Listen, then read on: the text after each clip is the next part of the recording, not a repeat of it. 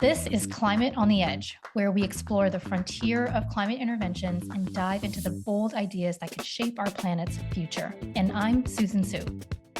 We need steel in the ground, rocks on soil, drones in forests, whatever, technology you prefer. But we need these things. We need to see how they scale. I think we still kind of are in the frontier, and I think it's maybe dangerous to let other people think that we're past it. Okay, Jack, name one company in the CDR space that you think will be a household name in 10 years. Climate on the Edge is all about frontier interventions, which we've so far defined as a good amount of carbon removal and a good amount of everything else, ranging from solar radiation modification to crazy interventions like glacier towing, ocean seeding, price on carbon, and more. But today, to kick us off, we're going to take a deeper look at the present and future of carbon removal. So I have a challenge that I want to pose to our guests today. And then I'll introduce the guests in a minute. But I want to pose this challenge to our guests and to everybody listening. We're 5 decades in to the first carbon capture and storage concepts. The first ones were proposed in the early 70s and have been going ever since. And we're 10, 15 years into carbon removal as a standalone industry, albeit nascent and small.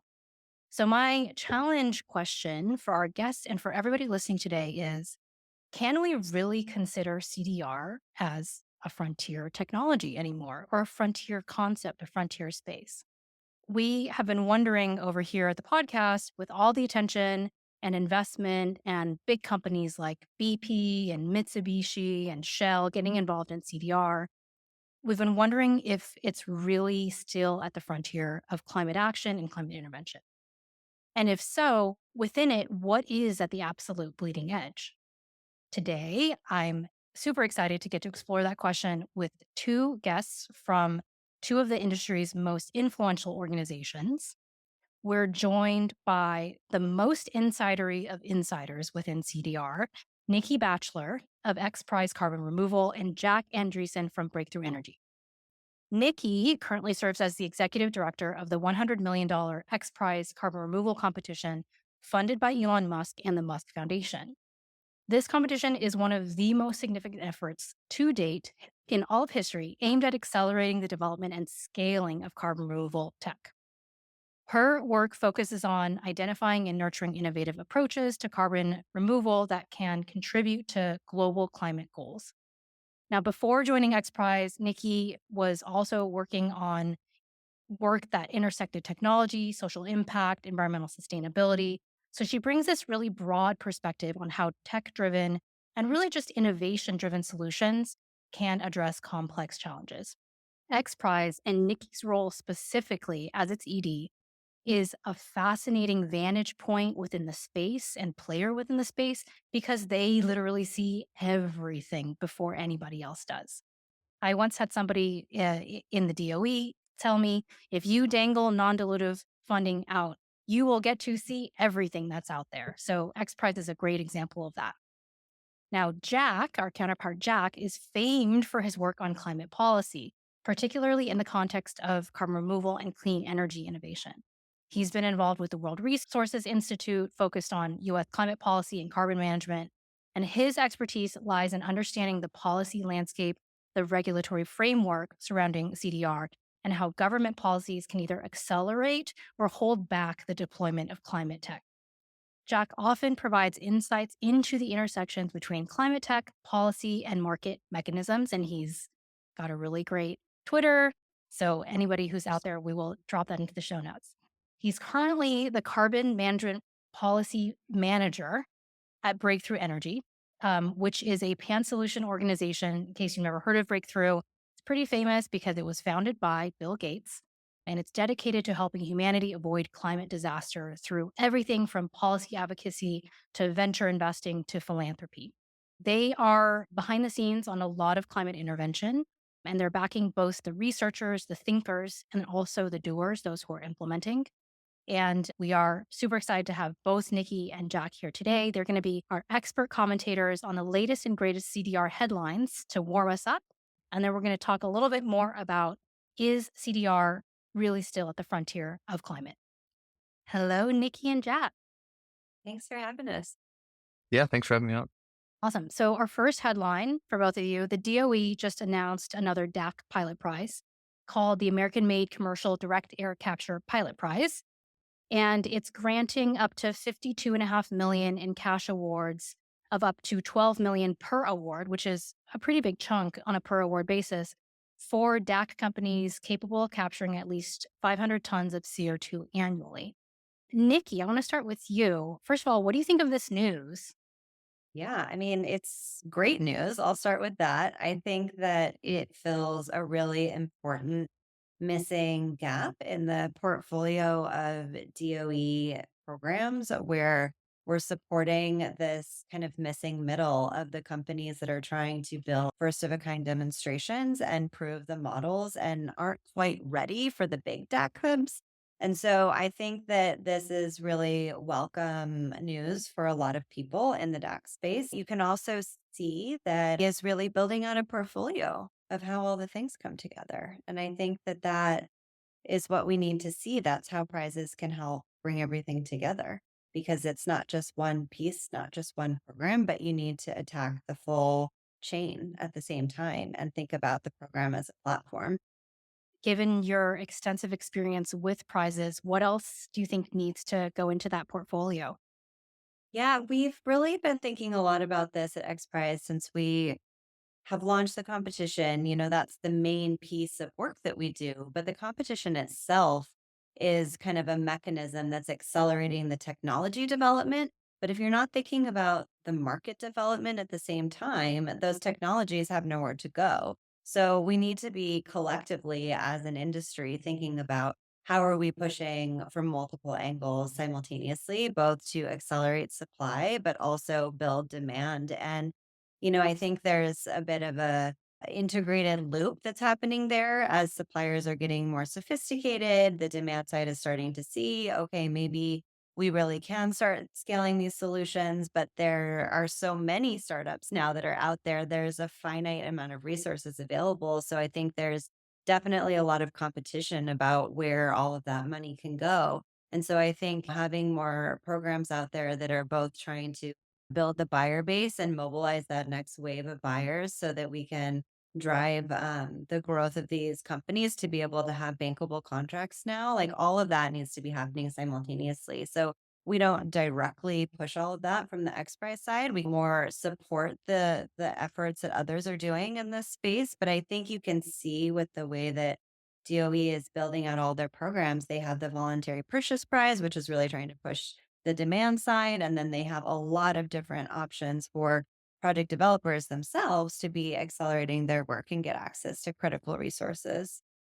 Yeah, and I really like how you broke down between technology versus market development. And actually, even within that bifurcation, there's like more kind of subcategories. There's early stage R&D, there's kind of deployment and scale. And then within market development, there's a whole bunch there. Jack, I want to turn to you. Can you give us your just quick soundbite on the state of DAC technology development today, right now, Q4, going into Q4 2024? And then I'd love to hear your thoughts on where you think government funding is the best utilized across that entire spectrum, whether that's within the technology development bucket that Nikki outlined, or whether it's like across both. I mean, the Department of Energy is involved a little bit everywhere, but where do you think their resources are best utilized and where are they not going that you think they should be?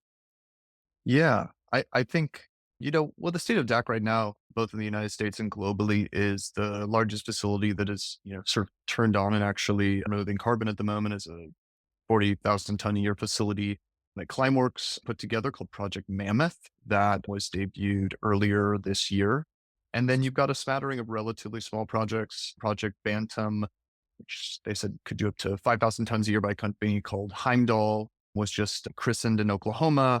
You've got the project in Tracy, California by Heirloom. And then you've got a number of smaller sort of 100 to 500 ton a year facilities all over the US, sort of like a very, very much a pilot scale. And so with that, you've sort of got an interesting bifurcation right now in direct air capture. Outside of the Climeworks facility, you have a lot of 100 to, we'll say, 5,000 ton a year facilities. And then you have what Occidental Petroleum, 1.5 Low Carbon Ventures is planning for the Stratos facility up to 1 million tons a year. And then you've got in West Texas, and then you've got the DAC hubs, the first two recipients of the largest DAC hubs award project, Cypress, which is Heirloom and Climeworks in Louisiana, and then the South Texas DAC hub with Oxy Low Carbon Ventures in Kingsville County, Texas. And those are both slotted to have capacity at least to do up to 1 million tons a year. And so you see uh, companies that are really early on, relatively early on in the technological development. You see some companies like Heirloom and Oxy and Climeworks that are scaling. And I think in order to meet this the growing need for larger and larger DAC facilities, regardless of the sort of size of the DAC facility, what we really need is demand. For a moment, we'll set aside, we always need R&D dollars, especially for relatively early technologies that are just sort of being developed right now.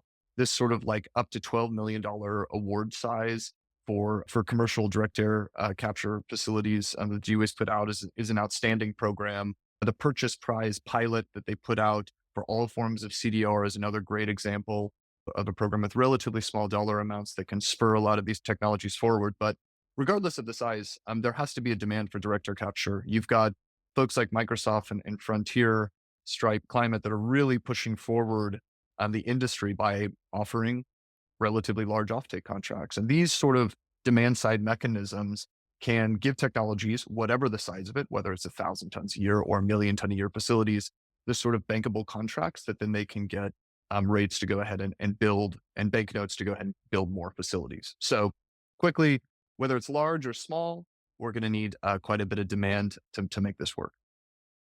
Yeah, for sure. And you brought up so many things in there, Jack. I'm going to resist the temptation to ask you so many follow-up questions. Instead, we're actually, because we have so many things to talk about today, and I want to hear from each of you on our core question of CDR's true frontier. So I want to go to our second headline. Speaking of methodologies, CDR.FYI, which is an awesome CDR tracker. If people don't know that site, but if you know about CDR, for sure, you definitely do. They recently released their durable CDR market update report, and it had a lot of interesting takeaways, one of which was that BECS is still the dominant technology, and it actually accounts for over 90% of all active CDR transactions. That was across Q2 of this year. So I guess like kind of as a philosophical question for you to be thinking about right now, does that mean that we have this winner at the head of the pack? Should we just throw all of our chips behind that one and just like really get it to scale? Or should we be continuing to push the envelope on R&D and new methods, even if they may really never get to become a front runner? And I know it's like, oh, of course, we need to do both at the same time. We need to walk and chew gum, but let's get into the details of that a little bit. So, specifically, Jack, given the dominance of BECS in current transactions, do you think that that's the right thing to do? Do you think that there's a risk of overinvestment in one technology? Do you think that there is a trade off between that and exploration and investment of nascent approaches? Or do you think that the trade off doesn't exist? Yeah, well, I am a big yes and sort of person in as it relates to all these things, and I think that in discrete instances there are potentially sort of like if we put our resources here, we're not putting it here, sort of discussions. But at the end of the day, the future is a policy choice, and just 10 years ago, 7 years ago, 5 years ago, direct air capture, the most supported technology by policy, had basically no support publicly, at least in the United States. And now it is the most well supported, and that was all driven through policy efforts. So I would say, there is always a risk of overinvestment in any technology. And I think when you look at the needs for climate in terms of how much CDR we may need by 2050, it's at the multi-gigaton scale, several gigatons a year leading up to, and especially in some of the more extreme cases, potentially up to 10. And there's no one technology that can do that, whether it's BECS or DAC or enhanced rock weathering or ocean. No one single technology can provide all of those removals And we shouldn't think about it this way, right? We should think about where is BECCS most suited to provide the most efficient removals. The Europeans have definitely been focused on BECCS-like technology, whether it's with the Orsted facilities that have been going in. You have Drax in the UK.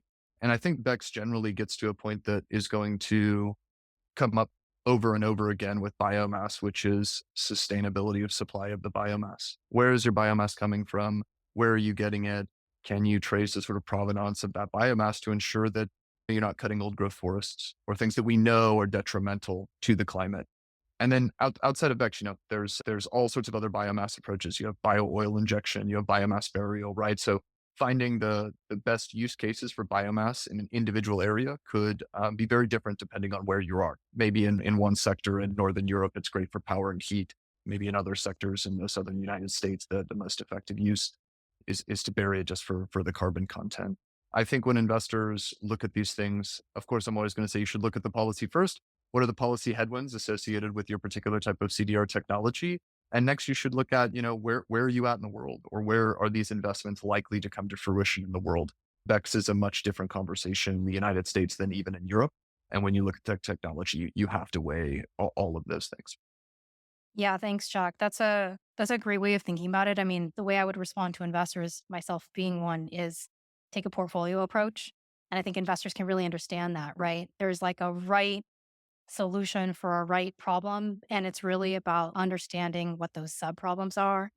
And I would even challenge myself on the original question of should we be throwing our weight behind an incumbent technology or continuing to invest in R&D? Well, both, because there's actually tons of envelope pushing even within Bex, right?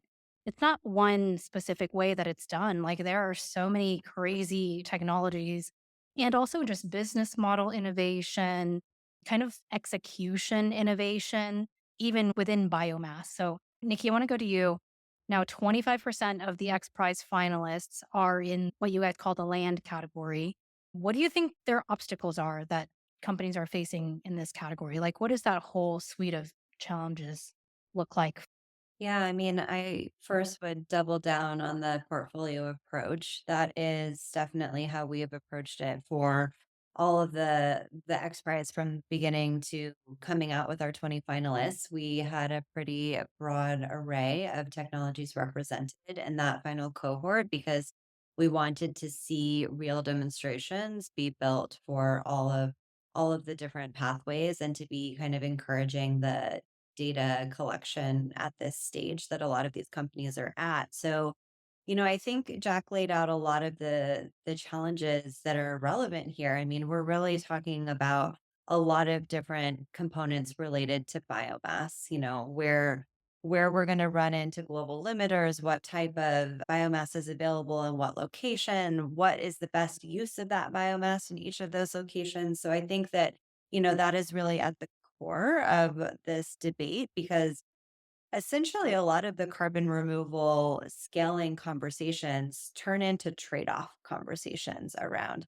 should we do this or should we do that with the same set of resources?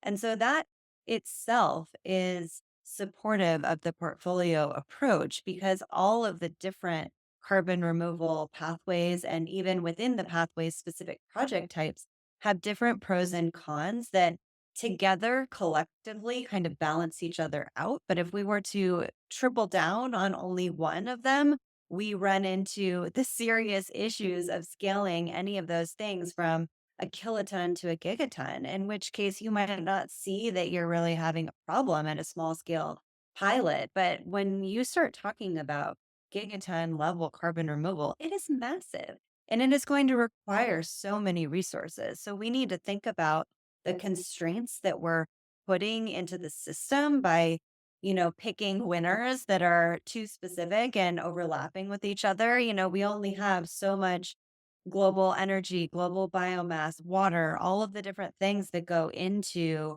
making carbon removal work. And so I think when we're talking about land solutions, I feel like we've raised some of those points. You have biomass and then all of the land associated with generating that biomass. And depending on where it's coming, like what else it could be used for. And if you're going to start running into food production or incentivizing deforestation by having people get paid for forest residuals, or maybe the crop residuals have different types of fibers and all the makeups are different, and so they require different types of pyrolysis, and the whole formation of what that system should be is very location and material dependent sometimes, and so we need to create a system that has flexibility and balance globally. If I may jump in here with the VC perspective, I feel like we have somewhat of a kind of small pie mentality when it comes to this topic. And when I take a step back and I ask myself why, well, I think it's really driven by true scarcity, actually. I talk to founders, CDR company founders, project developers, and people kind of like to shit talk others a little bit, especially if they're for sure in like different methodologies, but sometimes even within their same vertical. And the reason why we as humans get driven to behave like that is because we sense that there's a lot of competition for like little goods at the, end of the rainbow.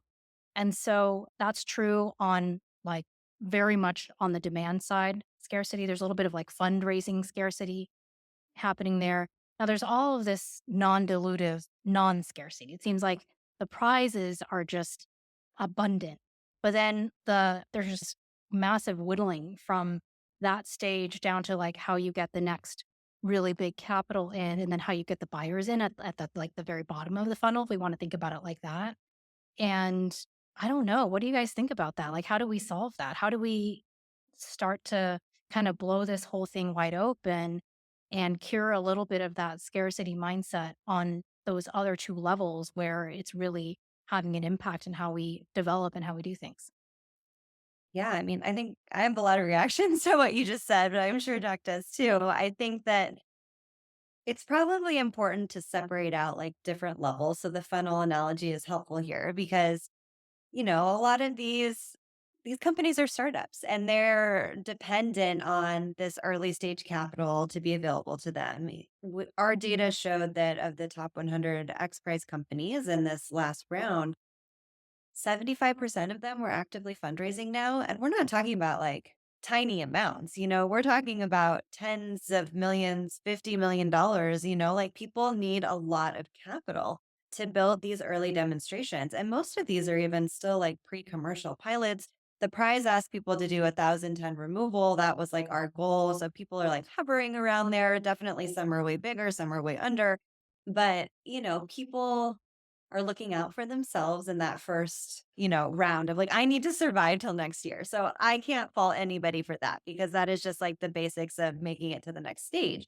But I don't really think it's in folks' interest to be shit talking other similar companies because no one is going to be successful in this on their own completely. I don't believe there will be a single company in the pathways that survives. I think there will at least be several, and in many cases there might be a lot depending on the type of pathway. And so we do need to be working collaboratively to move the industry forward. And I feel like I see a lot of that too through ecosystem efforts and all the trade associations and people trying to join efforts to advocate for different policies in different areas. But there's probably a lot of additional opportunity there and to be working together. That's what I'm seeing, but I'm curious what you think, Jeff. Yeah, I mean, Nikki definitely hit the nail on the head in terms of a reticent amount of competitiveness, just because all these folks who are doing these startups think that their technology is the best technology, and that's why they're doing it. That's why they're committing their life to it. That's why they're spending all hours of the day trying to make these different technologies work, and that's great. That's a good level of competition and pride in your work to have, and we should want that. And then it sort of veers off, as Nikki said, and there are material constraints as you get into fundraising rounds, and then also funds available right now vis-a-vis the federal government or from the relatively small amount of private demand that exists in the world. And so you have a relatively small pot that people are fighting for. I also understand that, right? Those are just limited resources at the end of the day, unless we can pull more investors in. And CDR is the toughest thing to do on planet Earth, given that your whole pitch is, for the most part, outside of some of the co-benefits associated with other pathways of CDR, is a climate pitch, right? That's dependent on policy and a regulatory regime that supports a long-term revenue stream associated with these. So I understand that. Where it becomes a little less helpful, especially in my world, is when folks are up in DC arguing or as you said, shit talking one another on Capitol Hill or within policy circles, because CDR needs a united front as we go forward and talk to policymakers, as we talk to congressional members, as we talk to the public about the value of these technologies in their own community.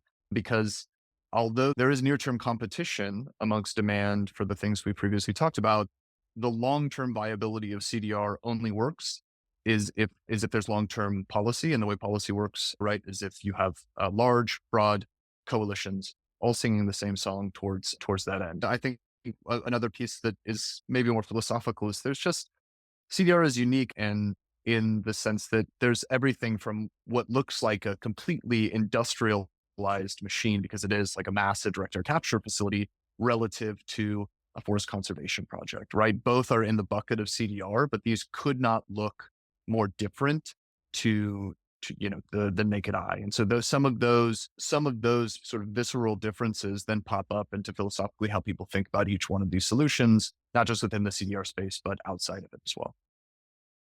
Yeah, that's a great point, Jack, representing that united front to the one stakeholder that everybody needs to get on board on the policy side.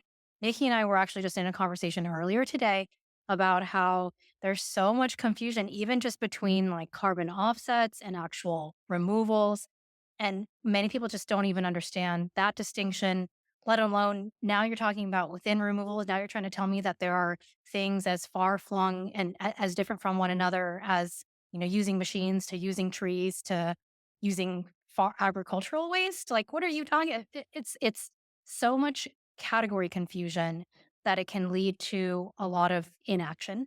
And I think that's what I'm hearing from you as like a potential demand dampener. But speaking of demand and demand expansion on our third headline, so Katona Climate, which is a climate financing organization, just announced a new forward offtake agreement product specifically shaped and targeted for AI infrastructure companies. Their idea is to integrate the forward purchasing model directly into the very early operational and procurement processes of these companies as they build up so that they aren't then later trying to back integrate or sell into this huge enterprise deal, but really kind of take, if I can borrow from this, the Stripe approach of let's get them when they're little baby fledglings, and then they'll kind of take us up with them as they grow. And I am actually really curious, just more generally from you both on this. What do you think of this? Is this going to be a big deal, or is this kind of just another AI like PR angle? I'm curious what you both think. I mean, I'm happy to start. I think it's interesting. That's as a starting point. I think it's an interesting concept. I can't say I know the specifics of the mechanics of how it will all work, but I think that it's less about, in my mind, like the connection to AI, but like fill in the blank. What are other new mechanisms that people can come up with to help stimulate and simplify demand generation of carbon removal? That in general is a huge win. And we need like 20 new ideas like this to probably help grow the market. Like a version of this that could apply to other industries that could be replicated, adjusted, ways that lower the friction of these transactions going through. Because let's be honest, how many companies are going to build internal teams like Microsoft has done to do all of the vetting and diligencing and deal negotiation themselves? Nobody. Exactly. That's not what the future looks like. So that means what do we need to bring on 1,000 new buyers in the future over the next decade in various ways that work for their industries, but also their business models that are easy for them to adopt. So I think that it's really cool to see new innovations coming out like this. And I think other people can run with this and try new spins. Well, I'd say, Nikki, one way that it is about AI is that AI is obviously going to be the world's next big moneymaker. So we have an industry that's going to be throwing off a really healthy profit margin, similar to Microsoft, that's going to be able to afford this. And then instead of having to come top down and back integrate into everything that they've built, it's going to be right there, hopefully from the ground up, as well as it's a really energy intensive industry. So it maps directly to where the emissions are being generated.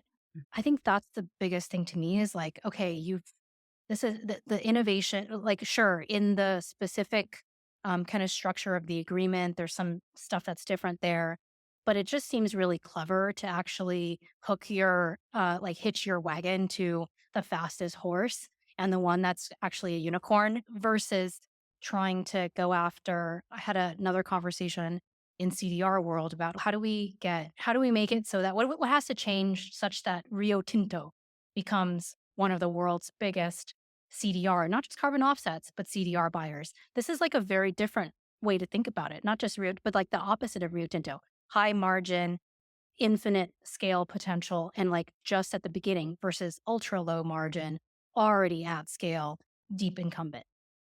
Jack, what do you think?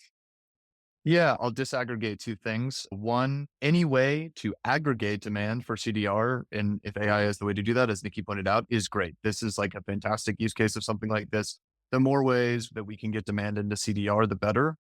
Now, taking aside that it could and likely and will be good for CDR if this goes through and this is sort of replicated, it doesn't do a whole lot for climate if these AI powered facilities are using, keeping coal fired power plants alive in order to power and heat them. And so you need to look at what are what is anyone who's doing large scale data center build outs and AI build outs doing to make sure that they procure the cleanest power and heat possible?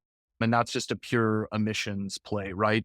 We advocate a breakthrough, whether you're an individual, whether you're a company, whether you're a country. The most parsimonious way to decarbonize is to reduce all that you can in your entire scope one and scope two and potentially scope three emissions, and then remove whatever you can't out of that. And so it's important that as you're doing this aggregation of CDR demand, you're also doing everything you can to reduce, in this case, your power and heat costs. And then I think there are unique opportunities where it applies. You look at someone like 280 Earth, which is the Google DAC company spin out, and they're looking at putting their solid sorbent technology that has a low waste heat grade regeneration phase, hooking that in with some of their data centers to take the heat off of their data centers for the regeneration phase of their direct air capture unit. And so I think that there's like a way that this can sort of all fit together. Will that be true in every place at all times? No.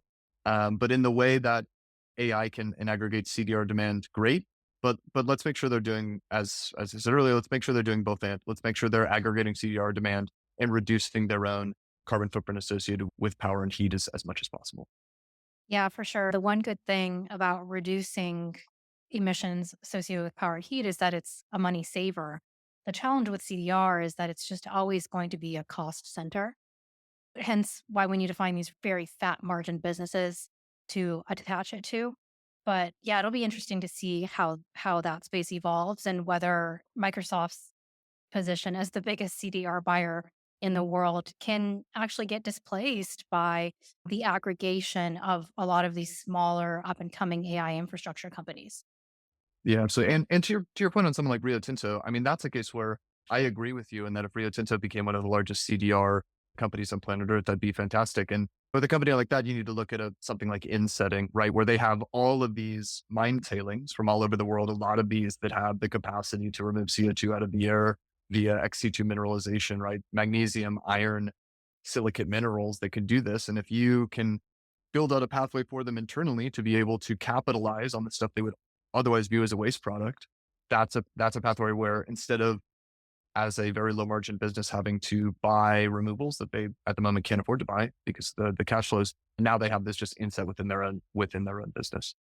Sure. Or maybe from capturing combusting methane from ventilation shafts and they can, create a business line off of that.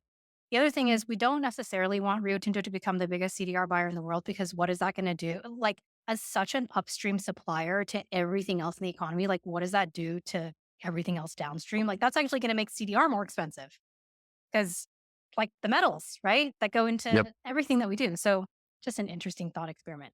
Okay. So with all of that, I want to jump into the next segment of the podcast, which is a little bit of what we call our deep dive. And this is where we get to that big question that I had at the beginning, which is given that CDR now has these huge industry players involved, like we were talking about Japan in an earlier conversation and how like big companies are actually lobbying the Japanese government to have CDR included because they think that they can make a buck from it. Or Jack, you were just mentioning these potential opportunities with Rio Tinto. Now we have no idea if Rio Tinto is actually pursuing that, but we know that BP, Shell, Mitsubishi, and others are getting involved in the space. So, do we still consider CDR to be emerging? Is there still a climate frontier here? Like, actually, as a very challenging question, should XPRIZE even have XPRIZE carbon removal as a category? Or are we getting past that point in time in which prizes and spurring innovation is the critical action versus now we're just sort of at deployment stage? And depending on your answer, I also want to know where is the real frontier within CDR? Now let's get into the details. Where is the actual kind of bleeding edge within all of the different subcategories of CDR? Nikki, you look like you have something to say. I do have some things to say. I think it's interesting to ask the question, does this even deserve like a prize category now? I mean, I will say the space is so different in such a short amount of time. We designed the prize originally in 2018, and there were a very small number of carbon removal companies in the market at that point. And I didn't end up launching until 2021 because it took a bit longer with the pandemic and everything. So even in 2021, though, our data shows that most of the companies in this space really came around in 2020, 2021. That was like an explosion, like 2-year period for the carbon removal space when so many of the companies were founded. However, I will argue with myself a little bit and say that I think we still are in the frontier in a lot of ways because many of the companies are removing carbon for the first time this year, still in 2024. Which is crazy because we talk about the industry as if it's been around for a long time because so many people are interested now and there's so much buzz and momentum and people I think assume who maybe are not like really in the weeds of the state of all the projects that like tons of people are off and running and it's happening. But this is the year of building in my view from where we sit and the hundreds of applications that have been coming in through the X Prize. A lot of them couldn't make it past the first gate because they were like, "Oh, we can't actually remove any CO2 in 2024." They couldn't even get to that first bar. And then the people who did kind of pass that first bar, they're all racing to build the pilots for the first time this year. It's like, yeah, they've done it in small tests, they've done it in labs, they've done it in varying capacities, but to get to something that's meaningful as like a physical demonstration that's like hovering around 1,000 tons, whether it's below or above, like it doesn't matter. Whatever that first version of building that pilot for them is, this is the first time. And we know how hard it is to build something the first time. All the delays, all the problems, the commissioning challenges, things that just don't work how you thought they were going to work. So the data is yet to be collected to actually show which of these first like several hundred CDR projects work and don't work, are the best and not the best. So from that perspective, I think we still kind of are in the frontier. And I think it's maybe dangerous to let other people think that we're past it because we still need so much effort and attention in the next 2 to 3 years to get that project accomplished of like just seeing the demos be built and making sure that we're betting on the right horses. So I think that part is kind of my initial reaction. But on the flip side, we're getting all of these big companies who are interested and starting to get involved. Maybe it's not like the most out there innovative stuff we're talking about because people are starting to become familiar with it. And there are so many different companies trying to do it. So it's not like there's some single crazy idea out there that everybody's like, wow, this is groundbreaking at this moment. It's a lot of experimentation around bigger themes. And so there's a ton of innovation happening within all of the, I would say, quote, known categories of CDR. And so maybe the frontier really lies in like trying to find the best version of all of the subparts of the CDR systems and the new mashups and hybrids that are going to emerge in the future. I don't know. What do you think, Jack? Yeah. That's I think that's a very comprehensive way to look at the whole thing. Yeah, we're definitely still at the frontier. I mean, just to put like a gigaton in frame of what that would need, and be by 2050, we're going to need several gigatons. The Stratos West Texas facility for Oxy, let's say that does 1,000,000 tons a year. We just need 1,000 of those to get to 1 gigaton. And we could potentially need, up to 10. And so like we haven't even built one. We need 1,000 of those just to get to 1 gigaton. And so, yes, we are very much at the frontier.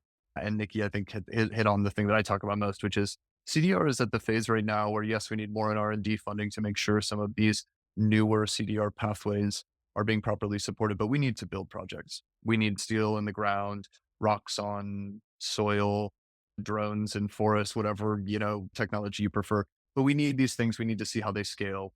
They need to work, and fundamentally they need to provide returns to investors to continue to get the money to come in. So we are at like the first frontier. We know that some of this stuff works in very small pilots, and we need to know that it works at a large commercial scale. Yeah, I think part of it, I'm glad you brought this up, Nikki, like the actual numbers, because I feel like part of this is actually kind of a numeracy challenge where we don't actually know what gigaton means versus just like 1 ton. There's a felt sense that it's the solved thing. I've talked to people like lawmakers actually who have kind of expressed this idea that, oh, well, we have CDR now. So we don't have to do anything else because CDR will just take care of everything. And that is, going to your point, Nikki, not really knowing where things really stand. I almost feel like it's a little bit of an adaptation of the Dunning-Kruger effect. Are you guys familiar with that cognitive bias? It's basically like the more expert you become, the less expert you feel. And the less expert you actually are, the more like confident you feel. Mhm. So there's this thing happening where people who know a little bit about CDR, like they know that it's a thing, they know what the letters stand for, and they've maybe read like an article or two, they just immediately assume we're there. But then folks like us who are like in the weeds day in and day out are like, oh man, of Jack. Of course, we're at the frontier. We're at the first, we're like barely even inching towards the frontier right now. So maybe it's like a little bit in between because there are really big players involved. And the thing that I would add is I feel like the real frontier is on the demand side as well. There's development and there's kind of supply and delivery, but we are so nascent on the demand side. We have not figured that out at all yet. 100% agree with that. Okay, well, I want to get to a little bit of a specific question here. I'm curious what you both are seeing on. So, we talked a lot over the course of this conversation so far about CDR pathways, but what about enabling technologies? Like, what are some really cool or crazy or even just bubbling up ideas of things that you think need to happen on enabling technologies that would, for example, dramatically, radically cut down the cost of DAC, or that would make BECS really transparent and clean and scalable, or that would totally change MRV for nature-based solutions. Like anything on the enabling technology side. I can think of one. I'll volunteer just to start. I'm really interested in ways that we can just totally destroy sorbent costs for DAC, and there's been some interesting research around metals and how we can potentially use generative AI to do a lot more iterative testing of metal combinations, metal organic frameworks specifically, such that we could potentially find better sorbents for direct air capture. I don't know what is like the absolute cutting edge on that today or who's actually doing kind of like real implementation of that. But that would be my example. So I'm curious, Jack, Nikki, what do you guys volunteer here? Yeah, I'll start with the DAC realm. That's where I spend quite a bit of my time. I think two massive technologies is a technology that we already have. We just need to build a lot more of it, which is low cost power and heat. Now that could be from a variety of different sources. Yes, solar and wind, but also geothermal combines power and heat in a single resource. You have thermal batteries like what Antora and Rondo are doing that could provide some of the high heat associated with certain direct air capture technologies. Clean, abundant energy is going to drive down the cost of direct air capture, so regardless of what mechanism, solid sorbent, liquid solvent, what regeneration method you're doing, temperature swing, moisture swing, electrochem, like cheap, abundant power will do that And then within that, one thing that I get very excited about is electric kilns. And electric kilns don't just have a place for the different DAC technologies like Heirloom or Heimdall that do the XE2 mineralization to regeneration in a kiln, but also then obviously for the cement industry.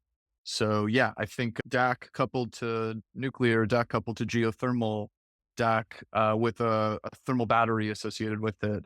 These are all technologies that some are more developed, some are less developed, but with low cost power and heat, that's going to really drive down the cost of direct air capture. And then kilns, not just for DAC, but also for cement as well.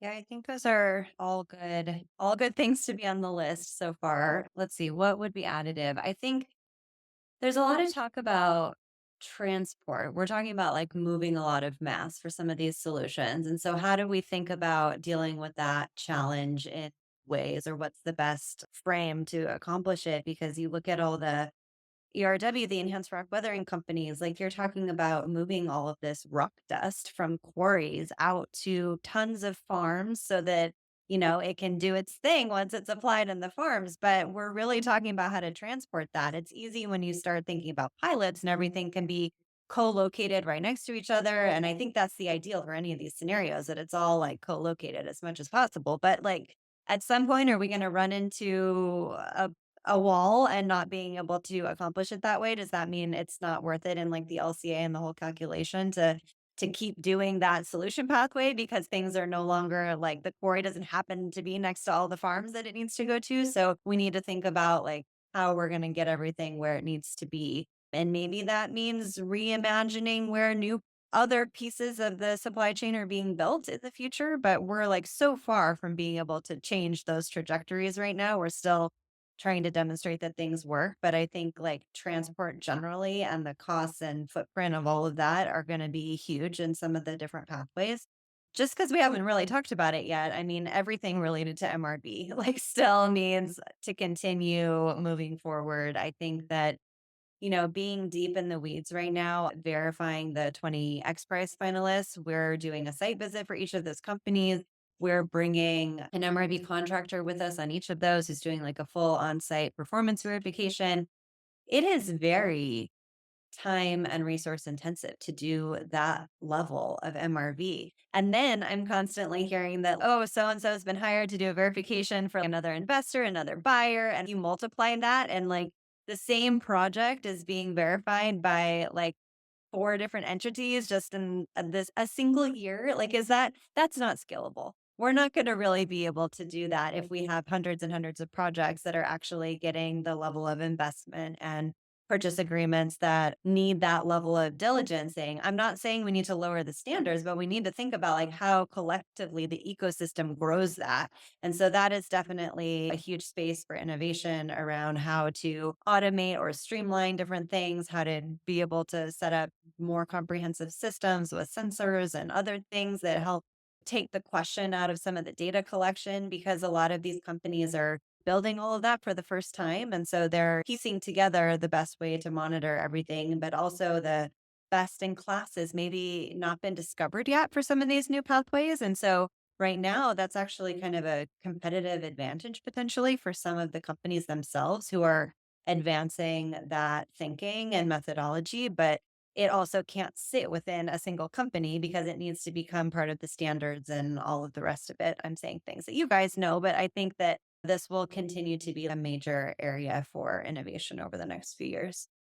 Nikki, I am deeply happy that you brought up transportation and logistics because in waste management, which carbon removal is broadly a waste management category, we often forget that it's actually all about transport, like especially when you look at the cost stack.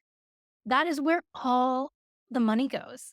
And Mhm. so, totally, you're so right that that is such an area that's ripe for innovation and continued work, because it's not just how do we like get this CO2 that's been captured to different places via these horizontal pipelines, but even like the inputs to the process to the place where the process needs to happen. So thank you for bringing that up. I will say, I think that standards, on your second point, standards versus the actual measurement are kind of two different things. Mm. I have heard, and I find it a very compelling argument, that the actual measurement needs to be in some cases will need to be vertically integrated into the operation because it's just so project specific. Like there's going to be some stuff where like this part of the ocean behaves in this way, but that other part of the ocean behaves slightly differently because the water is different or the depth is different. Or the soil over here behaves this way, but the soil over there in that patch just over yonder behaves slightly differently.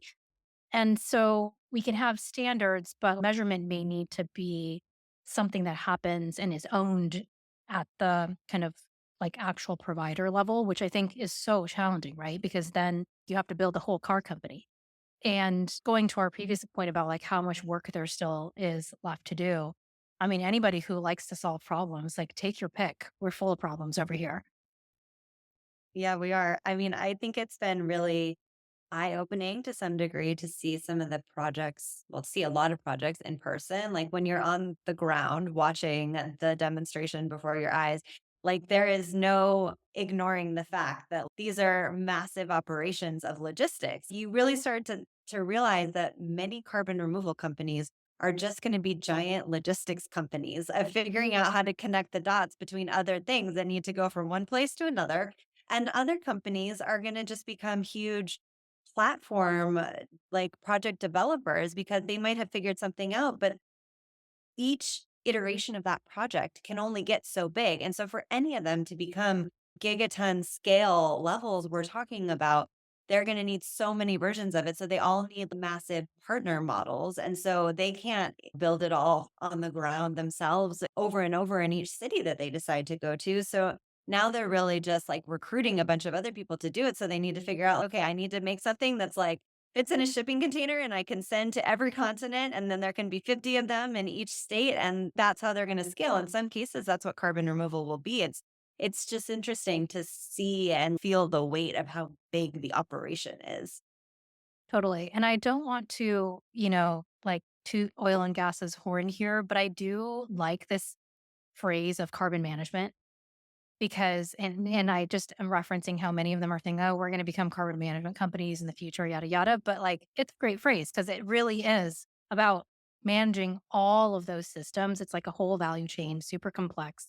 Isn't just like one amazing, exciting sci-fi technology or enablement technology that's going to make it happen. It's actually a lot of really, really boring stuff. Okay, with that, I want to get into our rapid fire segment that it's going to close us out, starting with Jack. Okay, Jack, what is the most underrated carbon removal technology in your mind today? I am a rock guy, and so I will say enhanced rock weathering. Surprise, because I thought you were a DAC guy, but I'm for it. That's awesome. Nikki, in one word, what is the biggest challenge facing CDR today? Only one word. Demand. No, it's like I teed it up and you just hit it out of the park really easy. Okay, Jack, name one company in the CDR space that you think will be a household name in 10 years. I'm going to say heirloom. Nice. Shashank will be happy to hear that. Nikki and Jack, what's a climate intervention, whether it's a technology or something non-technology based, that you're skeptical of? And it doesn't have to just be CDR or even within CDR, any climate intervention that you're currently skeptical of. I mean, I might say SRM because I feel like it starts to get into a territory that makes everybody really nervous and it's an only if we have to go there kind of proposition, but I would say a technology in which I advocate for pretty frequently, which is carbon capture and sequestration, whether that's in the industrial or whether that's in power sector usage. I think it's right to be skeptical of carbon capture and sequestration. I think it's important that we find other ways to make industrial materials and power because CCS is just a cost additive and it should be applied only in cases where there's no better way to decarbonize. Dude, Jack, you're the both and guy. So it totally makes I, sense, right? yeah, I mean, listen, CCS is good when nothing else will do it. And Nikki on SRM, stay tuned. We have a lot of SRM stuff coming up on the podcast. Jack, next rapid fire question for you. If you had $100 million to invest in one single CDR project, what would it be? That would be a coherent and cohesive policy project associated with turning $100 million of high quality reports, education at the community and federal level into billions of dollars of demand and support. Thinking about scale, I like it. Nikki, ocean based CDR, game changer or regulatory nightmare? Think both, unfortunately, because some of the ocean ideas are going to be regulatory nightmares. There is no way around that. But some of them could be game changers and might be less complicated than others to execute. Okay, last question for both of you. What is the most exciting piece of climate news or climate happening that you have come across this year? I am going to take a little bit of a liberty and say every headline that talks about the numerous number of investments in battery manufacturing, solar developments, wind developments that have stemmed from the enactment and the federal funding flowing from the Bipartisan Infrastructure Act is all of those headlines I love seeing because climate policy in the United States only works if it's bipartisan. And it's been great to see all of that work that was done actually come to fruition to reindustrialize the United States through climate and benefit local communities and the economy. That is a great answer. I mean, I think I agree that it's not a single thing. It's the additive effect of progress that we're making across multiple planes simultaneously, like both within CDR. Like every time I see an announcement that like so and so just closed around, it's exciting. Or every time there's a new offtake agreement that comes out, like we're propelling the industry forward. But yeah, it's important to remember that like carbon removal is dependent on all of these other climate areas advancing too and being able to bring down costs of clean energy and everything. It's all going to be building into hopefully this breakthrough moment when all of it converges and we're able to really get the industry off the ground. And we're not there yet, but hopefully we're getting closer. For sure. Well, thank you guys so much for joining me. It was awesome to get into the spicy details. So, thank you for being such great sports and joining us on this inaugural episode of Climate on the Edge. It was wonderful to have you, and I'm excited to have you guys back. Yeah, thanks, Susan. Awesome. Thank you so much.